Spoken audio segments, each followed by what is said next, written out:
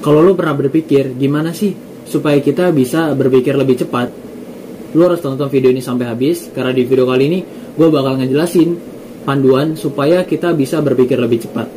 Jadi lu tenang aja, karena video kali ini bakalan bermanfaat banget buat lu belajar gimana caranya supaya bisa berpikir lebih cepat. Oke? Langsung aja kita ke pembahasannya. Sebelum kita tahu tahapan-tahapannya, panduan-panduannya, lu harus tahu dulu nih, ketika lu bisa berpikir lebih cepat, itu artinya apa? Manfaatnya apa buat lu? Manfaatnya adalah lu bisa lebih pinter nih dari sebelumnya. Jadi dengan cara lu berpikir lebih cepat, lu bisa nemuin solusi-solusi dari masalah lu itu lebih cepat daripada sebelumnya. Jadi lu gak perlu lama-lama lagi tuh buat cari solusi ketika lu dapet masalah yang belum pernah lu hadapin sebelumnya. Nah, tadi pinter sama cari solusi dari masalah. Nah, arti pinter itu sendiri apa? Jadi, arti dari pinter itu sendiri adalah menemukan, merumuskan, dan memecahkan masalah yang terjadi dalam hidup lu.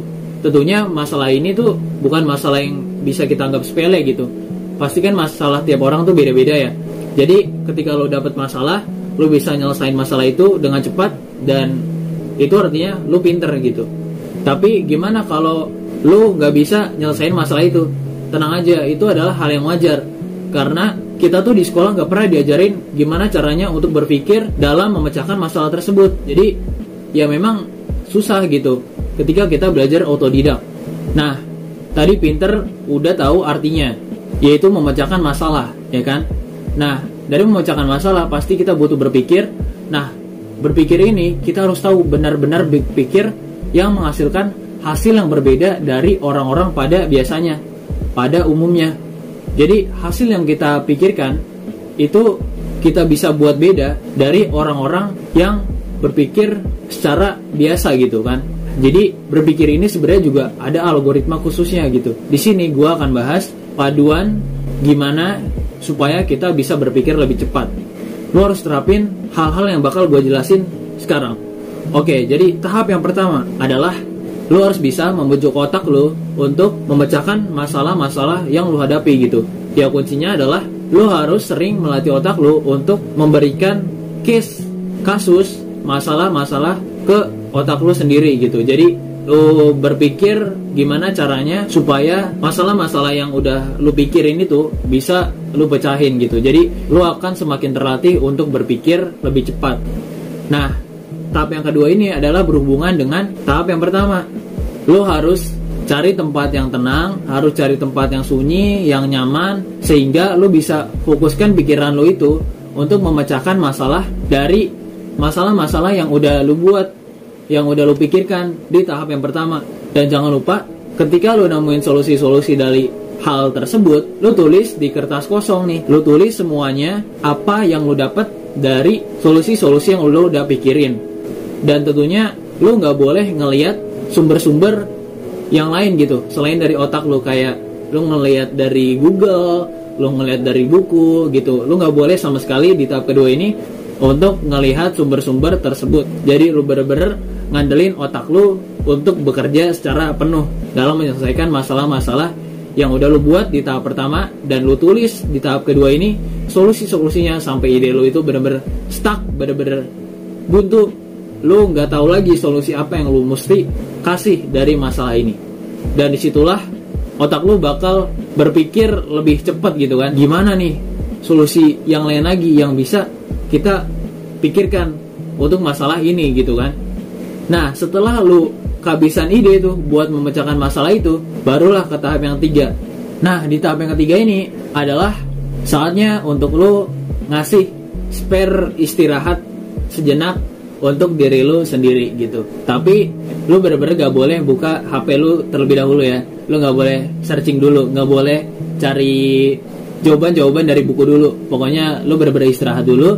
Kemudian lu breakdown dulu tuh, lu lihat dulu hasil-hasil dari lu udah tulis tuh solusinya dari kertas kosong tersebut. Lu kan udah nulis tuh solusi-solusinya kan. Nah, coba lu telaah lagi apa yang kira-kira menurut lu bisa terrealisasikan dan enggak gitu. Dan lu catat apa yang menurut lu kurang dari pemahaman yang lu kasih di solusi tersebut gitu. Nah, setelah lu catat sub-sub atau faktor-faktor yang bisa terrealisasikan dari solusi-solusi lu juga udah tulis tuh tadi yang apa yang kurang dari pemahaman lu bisa cari sumber-sumber yang bisa membantu lu untuk memecahkan masalah tersebut. Kayak lu bisa buka buku, lu bisa cari di Google, lu bisa nonton video, apapun itu yang bisa membuat lu menjawab solusi-solusi dari masalah yang lu udah buat tadi di kertas itu. Dan tentunya ini berdasarkan yang faktor-faktor yang udah lu buat sama berdasarkan pemahaman lu yang menurut lu kurang. Nah, ketika lu udah mengonsumsi beberapa materi tersebut, lu catat gitu apa yang tadi lu bisa tambahin tuh di solusi lu yang kira-kira bisa membuat lu makin terrealisasi nih solusinya gitu. Nah, setelah lu catat dari materi-materi yang lu udah cari itu, pastinya otak lu tuh bakal terlatih banget tuh untuk bisa berpikir lebih cepat. Pastinya lu bukan orang yang sebelumnya lagi, lu sekarang orang yang udah bisa lebih pinter nih dari sebelumnya. Jadi ya memang kuncinya ketika lu mau jadi lebih pintar, lu harus bisa cerna informasi-informasi yang lebih banyak daripada orang biasa konsumsi gitu. Jadi lu harus bisa membaca lebih banyak buku, lu harus bisa membaca lebih banyak artikel atau menonton video yang mengedukasi lu, sehingga itu bisa memperluas wawasan lu dan itu bisa meningkatkan cara berpikir lu gitu. Itulah keajaiban ketika lu berhasil menerapkan tahapan-tahapan tadi. Jadi lu bisa lebih pinter, lu bisa lebih terlatih dalam menyelesaikan masalah-masalah yang lu hadapi, dan jadinya lu bisa berpikir lebih cepat dari biasanya. Oke?